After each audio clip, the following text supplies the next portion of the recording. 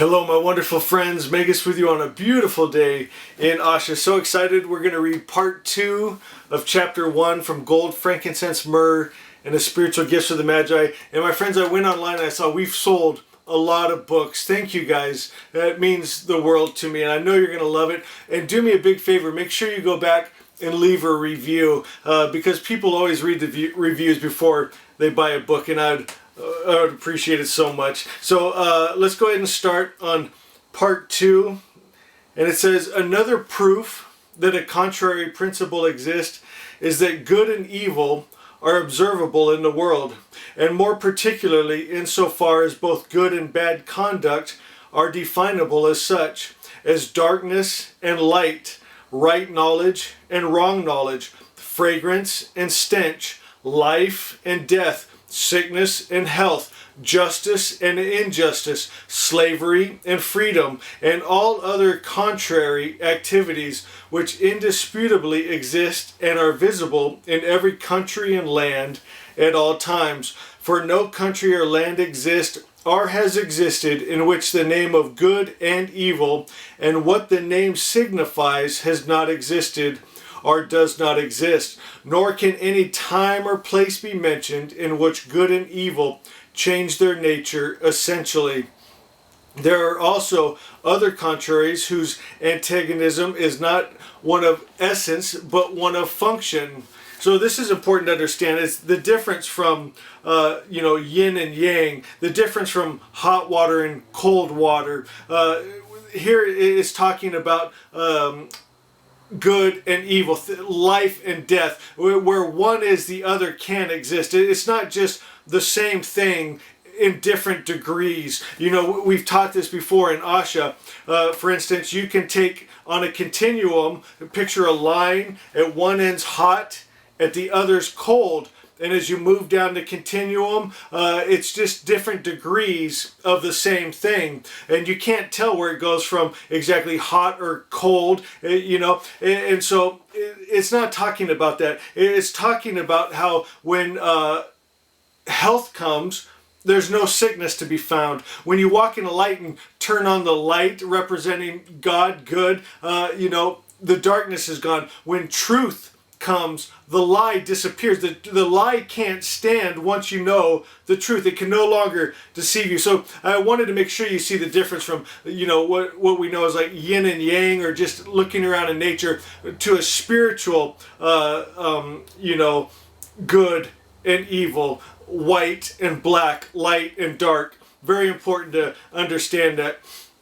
It says, such is the mutual antagonism of things like nature, as for example, male and female, the different scents, taste, colors, the sun, the moon, stars, whose dissimilarity is not one of substance, but one of function, nature, and constitution, each being adapted to its own particular work. So I think you understand. That's what I was explaining there. But the dissimilarity of good and evil, light and darkness, and other contrary substances is not one of function, but one of substance. This can be seen from the fact that their natures cannot combine and are mutually destructive. For where there is good, there cannot possibly be evil. Where light is emitted, darkness is driven away.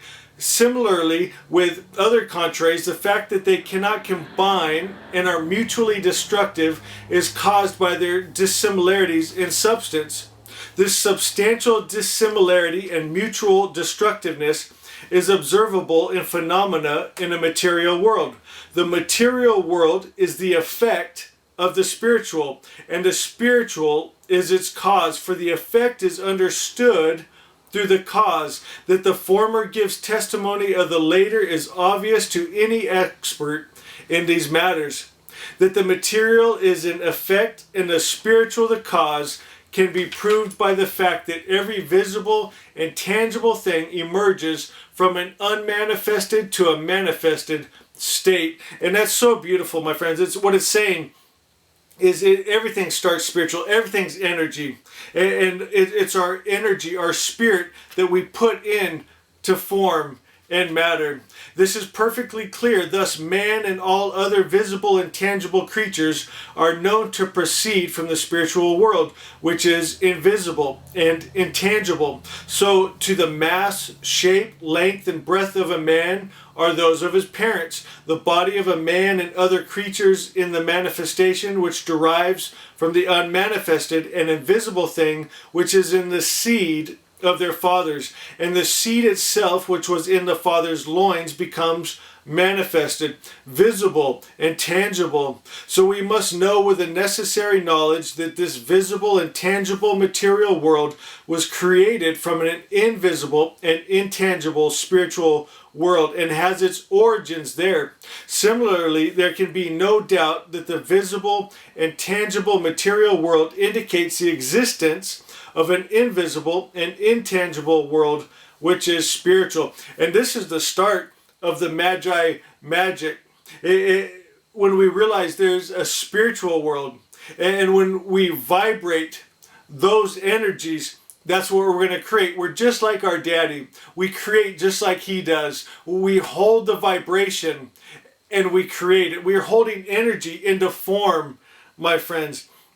That's why it's so important that we learn the right energy. And the matrix religions have lied to people. They've confused the energy. They've taken the highest principle of God good and said that he has attributes of hating, warring, killing, lying, just jokester, tricksters, and just ideas that aren't God because they're not good. And God means the highest principle of good. And so Zoroastrianism, the original monotheistic religion, restores God's image back to all good.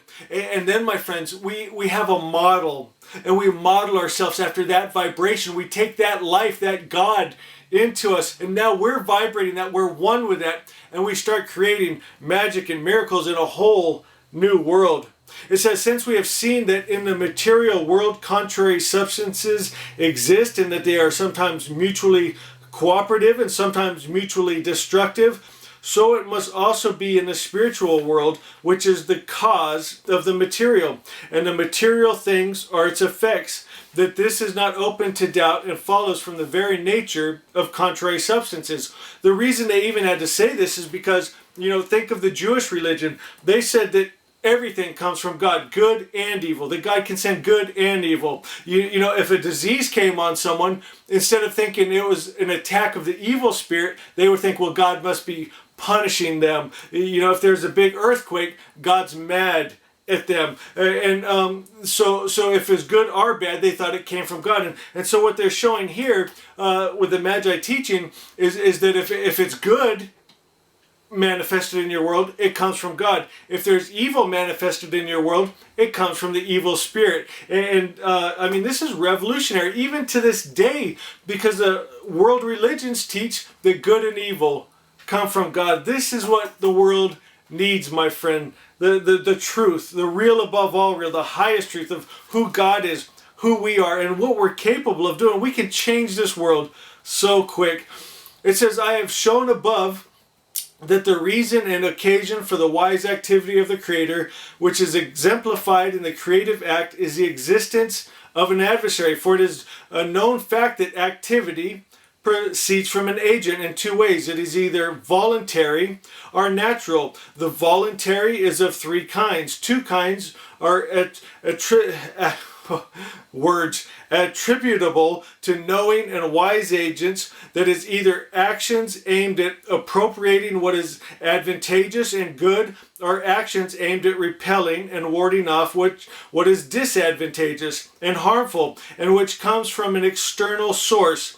One kind is attributable to agents of perverted intellect who are without real knowledge. Such actions are haphazard, irrational. Actions proceeding from knowing and wise persons cannot be irrational or unmotivated.